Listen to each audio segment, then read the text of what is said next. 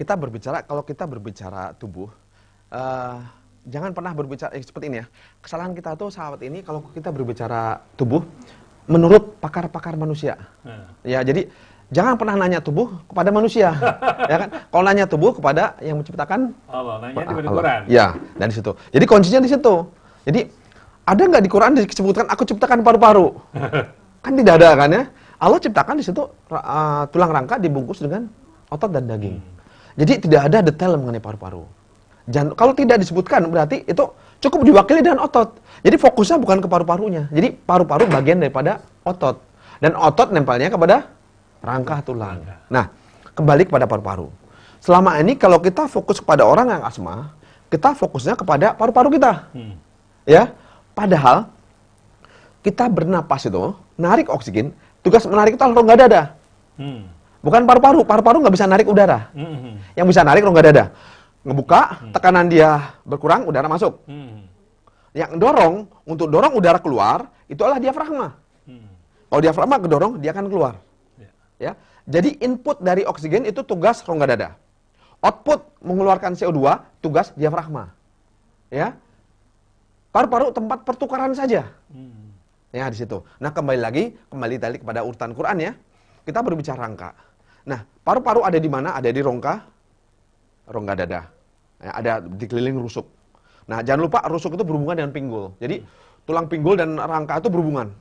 Jadi, otot itu saling sambung menyambung. Dari kepala sampai ujung kaki, jari itu sambung menyambung semuanya. Jadi, tidak ada yang berdiri sendiri. Dia kan masalah sesak. Kalau lihat dia kelihatan. Toraksnya itu masuk ke dalam. Kebanyakan torak itu harus melengkung kan? Kalau torak itu rongga rusuk belakang. Yang ada rusuk, punggungnya belakang. Normal kan melengkung dia. Kalau melengkung berarti rongga dadanya cukup kan? Cukup udara untuk masuk. Nah, dia agak masuk ke dalam. Nah, kalau agak masuk berarti rongga dadanya sedikit. Jadi dia pas lari kebutuhan tinggi, tapi wadahnya dikit. Kan sakit. Bukan karena paru-paru nggak bisa, wadahnya nggak ada. Kan kebutuhan 100%. Tapi dia hanya bisa ngambil 80. Sisanya kemana? Sakit ya. Jadi rongganya ditambah. Tugas saya tadi hanya menyelesaikan rongga ditambah aja.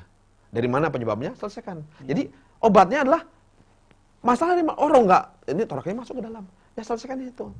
Terus saya lihat yang kedua, di bagian tulang yang ada rusuknya, paling bawah dia melengkung keluar.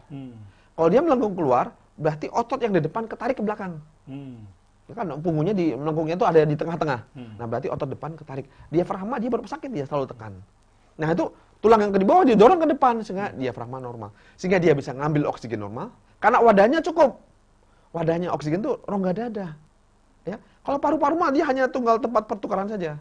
Nah, yang kedua, diafragma. Nah, itu berhubungan dengan rangka dan otot. Saya hanya menyelesaikan di dua itu. Ada satu lagi mengenai paru-paru. Plus dia contoh misalnya, dia tulang punggungnya, dia masuk ke dalam. Artinya apa? Pas suatu ketika dia cenderung tulangnya akan kejepit bagian paru-paru. Kalau tulang paru-paru kejepit, kenapa yang saya tadi bilang ya, kalau paru-paru kejepit ada dua penyebabnya. Nggak bisa merasakan, fungsi berkurang, motoriknya, atau yang ketiga ada terjadi gumpalan stagnan darah.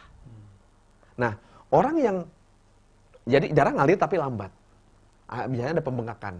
Nah, orang-orang yang saraf paru-paru kejepit, biasanya nanti paru-paru dia lembab. Kalau lembab, otomatis nanti kalau berarti kan nggak lancar. Nah, nanti pasti ada kuman, bakteri, virus, jamur apapun juga pasti nebeng hidup. Jadi bakteri, kuman, virus, jamur apapun juga dia nebeng hidup, bukan penyebab problem. Ya kan? Jadi seperti jamur ada di misal ruangan ini. Dia bukan menyebabkan kelembaban. Dia nebeng hidup di tempat yang ada lembabnya. Jadi lembabnya mesti dihilangkan. Lembabnya dihilangkan. Nah, paru-paru kenapa ada lembab? Pasti ada saraf yang kejepit. Ya kan? Amandel kan suka bengkak. Itu pasti saraf harus selesaikan. Kalau selesaikan, kempes saat itu juga. Jadi bengkak bukan diambil amandelnya, nggak akan bengkak lagi. Ya nggak ada. Dan satu lagi yang Allah ciptakan pada ada manfaatnya. Ya kan?